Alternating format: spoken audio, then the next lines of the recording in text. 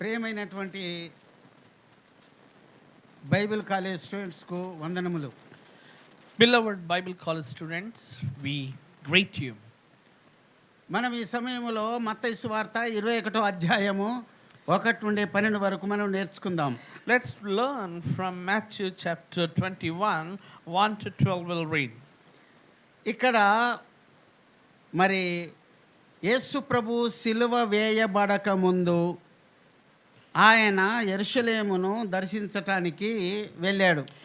Before Lord Jesus was crucified, he has visited Jerusalem.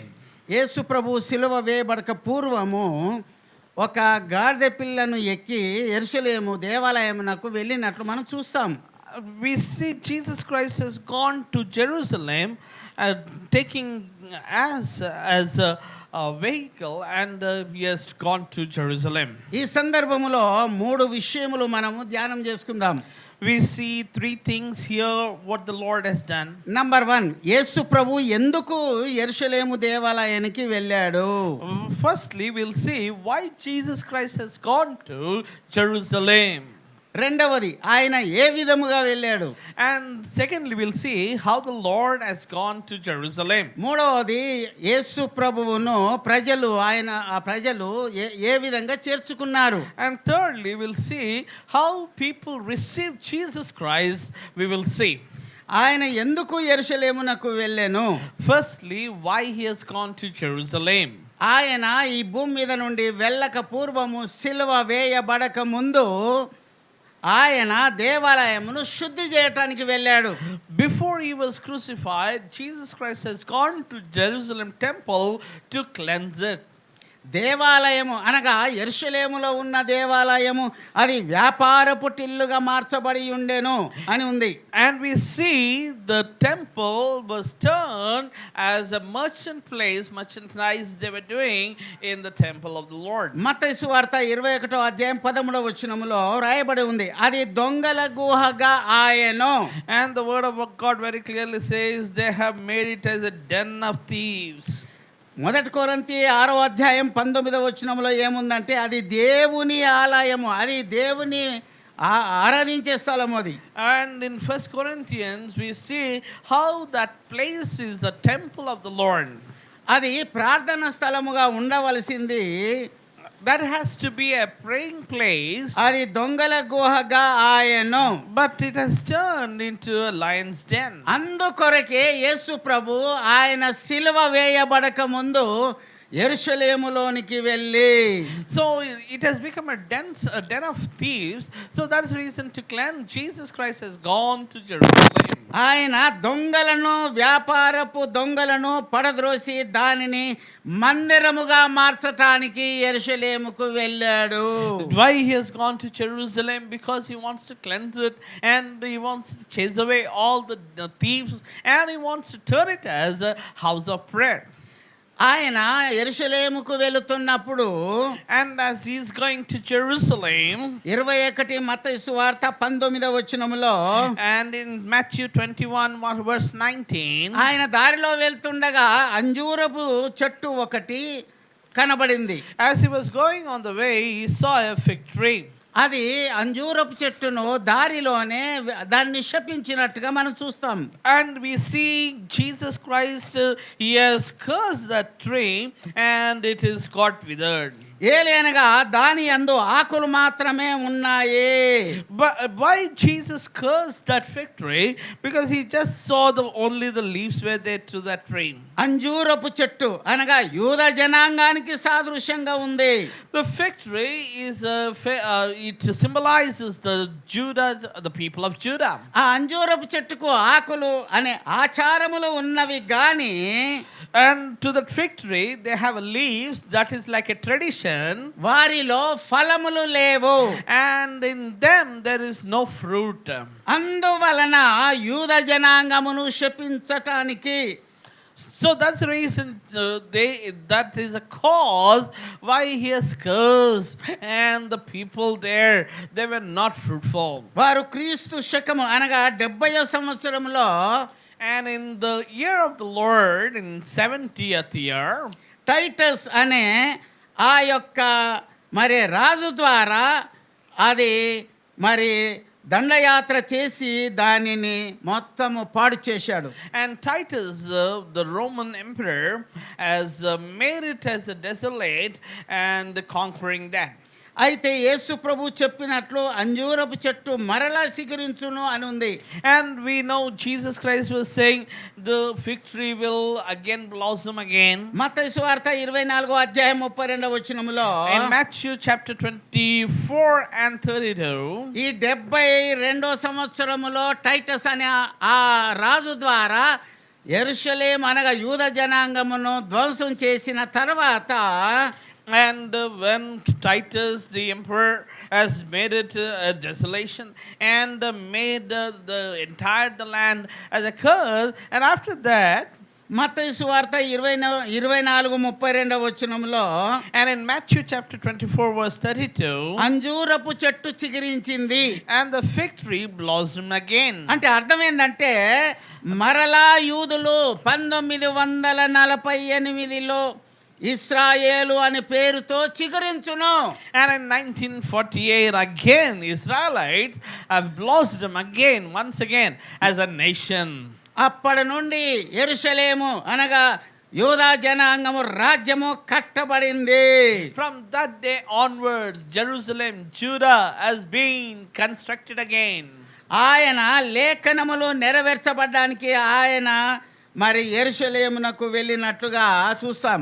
And for the fulfillment of the scriptures we see Jesus Christ has gone to Jerusalem temple. Zechariah 9వ అధ్యాయం 9వ వచనములో In Zechariah chapter 9 and verse 9, ఆయన నీతిపరుడు, he is a righteous man రక్షణ గలవాడు, and he got the salvation, దీనుడై గాడిదను ఎక్కి వచ్చుచున్నాడు. and he has humbled himself and come riding on the donkey. ఆయన తన నీతిని రక్షణను శుద్ధీకరించబడినవి. And his works are the cleansed righteous deeds are. ఆయన గాడిద మీద వచ్చుచున్నాడు అంటే తగ్గింపుకు సాదృశ్యంగా ఉంది. And the donkey called that he is coming, so that shows how much he has been humbling himself. యెషయా 61వ అధ్యాయం 10వ వచనములో And in Isaiah, and we see the scriptures here. అక్కడ మనము మీరు చదివినట్లయితే అందులో సత్యము మనం గమనించవచ్చు. And if you read it, you will understand the truth in it. ఆయన యెరూషలేమునకు వెళుతున్నప్పుడు As he was going to the Jerusalem, ఆయన మరి ఆ ప్రజలంతా కూడా ఖర్జూరపు మట్టలు పట్టుకొని హోసన్నా హోసన్నా అని ప్రజలంతా ఆయన మీద పువ్వులు కూడా చల్లినారు. and they were singing Hosanna, Hosanna, and also garlanding and throwing the flowers on the way. ఆయన యెరూషలేమునకు వెళ్ళాడు. As Jesus Christ has gone to Jerusalem, ఆ యెరూషలేమునకి వెళ్ళింది ఎలాగంటే తూర్పు గేట్లో నుండి లోపలికి వెళ్ళాడు. and he has entered Jerusalem through the east gate. ఆయన యెరూషలేమునకు వెళ్ళిన తర్వాత After he has gone to Jerusalem, ఆయన ఒక కొరడా తీసుకున్నాడు. and he has taken a kind of hunter. దేవాలయములోనికి వెళ్ళగానే As he entered the temple of the Lord, అక్కడ మరి వ్యాపారము చేస్తున్నారు. and people were doing all kinds of merchandising and doing the businesses there. ఆయన తన వాక్కు అనే కొరడాతో పశువు వంటి మానవుని వెళ్ళగొట్టి దేవాలయమును శుద్ధీకరించడానికి వెళ్ళాడు. With this word, just like a hunter, he wanted to cleanse it, and that's the reason he has gone to the temple. మానవుని హృదయములో And the heart of a man, సింహం గుణం ఉంది. oh, there is a kind of a nature. నక్క అనే జిత్తుల మారి గుణం ఉంది. And the fox and the cunning fox nature is there. నెమలి అనే గర్వం ఉంది. And the peacock and the pride is there. ఈ మూడు రకాల మనుషులను వెళ్ళగొట్టడానికి యేసు ప్రభు యెరూషలేములోనికి వెళ్ళాడు. And that's the reason Jesus Christ has gone to Jerusalem to chase away all this kind of people. సింహం అనగా The lion means అది ఒక గర్వం. that is kind of a boastfulness and అలాగే pride. ఈ దినాల్లో సింహము లాంటి గుణము కలిగిన వారు ఈ దినాల్లో సంఘములో మరి అనేకమైన క్రైస్తవులుగా ఉన్నారు. And today in the church we see very prideful and boastful people in the house of the Lord. నక్క, అది జిత్తుల మారి నక్క. And the cunning fox is very cunning in the nature. చాలా మంది క్రైస్తవులు నక్క లాంటి గుణము కలిగిన వారు ఉన్నారు. And many Christians are like a cunning nature. They have a nature of a cunning fox. వారు క్రైస్తవులుగా మరి పేరు ఉంది కానీ వాళ్ళ జీవితము సరిగా లేదు. Though they were called as a Christians, but their life is not right. ఇలాంటి వేషధారణను వెళ్ళగొట్టడానికి యేసయ్య కొరడా తీసుకొని యెరూషలేములోనికి వెళ్ళాడు. For that reason, Jesus Christ has taken the hip and a hunter to chase away all this kind of people. నెమలి And the peacock. అది గర్వానికి సాదృశ్యం. Oh, that shows to the pride. చాలా మంది దినాల్లో బైబిల్ కాలేజీ చదువుతున్నారు. There are many people, they're studying in the Bible college. ఎన్నో degrees ఉన్నవి. Though they have many degrees, master వాళ్ళ degrees. బతుకుల్లో సింహము నెమలి నక్క లాంటి జీవితాలు పోలేదు. But they have not chased away the lion and the peacock and the cunning fox nature in their life. అందువలన యేసయ్య కొరడా తీసుకొని యెరూషలేములోనికి వెళ్ళాడు. Oh, that's the reason Jesus Christ has taken the whip and he has gone into the Jerusalem. ప్రియమైన దేవుని బిడ్డలారా, ఇలాంటి గుణము కలిగిన వారు వాళ్ళు క్రైస్తవులు కాదు. Dear beloved, if you have this kind of a nature, people are not Christians. దేవుని మోసం చేయకూడదు. We should not cheat God. ప్రియమైన దేవుని బిడ్డలారా, ఆయన ప్రవేశించింది తూర్పు గేట్లో నుండి వెళ్ళారు. And dear beloved, Jesus Christ has traveled or entered through the east gate. యెరూషలేములో తూర్పు గేటు ఇప్పటి వరకు మూయబడి ఉన్నది. And in Jerusalem, the east gate is closed even till today. ఇప్పటి వరకు దానిని తెరవలేదు. And nobody has opened till now. మీరు యెరూషలేములోనికి వెళ్ళి మీరు చూడండి. If you go to Jerusalem and if you see, అది ఎప్పుడు తెరవబడుతుందంటే యేసు ప్రభు రెండవ రాకడ కాలములోనే తెరవబడుతుంది. oh, that gate will be opened when Jesus Christ will come into second coming. Bible గ్రంథములో అనేక చోట్ల ప్రవక్తలు ప్రవచించారు. In the Bible, many people have prophesied. ప్రియమైన దేవుని బిడ్డలారా, రెండవదిగా ఆయన గాడిద మీద ఎక్కి వెళ్ళెను. And secondly, he has traveled, he has sat on the donkey. రెండవదిగా దాంట్లోనే నంబర్ 1 ఆయన ఎందుకు గాడిద మీద వెళ్ళాడు. Why he has traveled or seated on the donkey? పూర్వకాలములో గాడిద మీద గుర్రం మీద వెళ్ళేవారు. In the olden days, they have a transportation kind of donkeys to use. ఒక దేశం మీదకి యుద్ధానికి వెళ్ళాలంటే గుర్రం మీద వెళ్ళి చెప్పేవారు. And if they want to go for a war against any country, they used to go on the horse. గుర్రం మీద వెళితే దానికి దేనికి సాదృశ్యం అంటే నేను మీతో యుద్ధము చేస్తాను అని దానికి సాదృశ్యం. If anybody goes on the horse, that means I am going to fight with you. That is the meaning when a person travels on the horse. ఒక రాజు ఒక దేశం మీదకి వెళ్ళకుండా ఉండటానికి సమాధానము కొరకు గాడిద మీద వెళ్ళితే ఆ రాజు అనుకునేవాడు సమాధానము కొరకు వస్తున్నాడు అని. If any king, instead of going on the horse, if he travels on the donkey to any other king who is coming for the fighting, for the war, that means you will understand he is not coming to war or fight against us, but he is coming to make peace treaty or peace with us. అందువలన యేసు ప్రభువు ఆ యెరూషలేములోనికి గాడిద మీద వెళ్ళాడు. ఎందుకు అంటే తగ్గింపుకు సాదృశ్యం. Why? That's the reason Jesus Christ has gone on the donkey. That means he humbled himself. నీవు బైబిల్ కాలేజీలో చదువుతున్నావు కదా. If you are listening in the Bible college online classes, నీకు అనేకమైన డిగ్రీలు ఉండవచ్చు. if you have already had so many degrees or masters in you, కానీ నువ్వు దేవుని సేవలో తగ్గింపు కలిగి ఉంటేనే నీకు క్షేమము. oh, in the ministry you need to be humble, then only it is safe for you. నీ గర్వము నీ పొగరు దేవుని సేవలో పనికిరాదు. Oh, your pride and your boastful will not be useful in the house of the Lord, in the ఇక్కడ ministry. రెండవదిగా యేసు ప్రభువును మోసిన గాడిద, The donkey that has carried Jesus Christ, దానికి విలువ పెరిగింది. oh, it has a value now. గాడిద అనగా దేవుని సేవకునికి సాదృశ్యము. Oh, the donkey means the one who is serving God. For a God's servant, it is symbolizes. దేవుని సేవకుడు గాని, బిషపులు గాని, పాస్టర్లు గాని, రెవరెండ్లు గాని వీళ్ళంతా కూడా తగ్గింపు కలిగి ఉండటమే అవసరము. You might be a full-time minister, God's servant, pastor or bishop, anyone, you need to humble yourself. ఇక్కడ మూడవదిగా ప్రజలు ఆయనను ఏ విధంగా ఆహ్వానించారు. Thirdly, how people have invited him. ప్రజలందరూ కూడా జయధ్వనులతో ముందుకు సాగారు. Oh, people were going forward with a great rejoicing, triumphant song. ఖర్జూర మట్టలు తీసుకొని హోసన్నా హోసన్నా అని అన్నారు. And they have taken the trees, the palm trees, and they were singing Hosanna, Hosanna.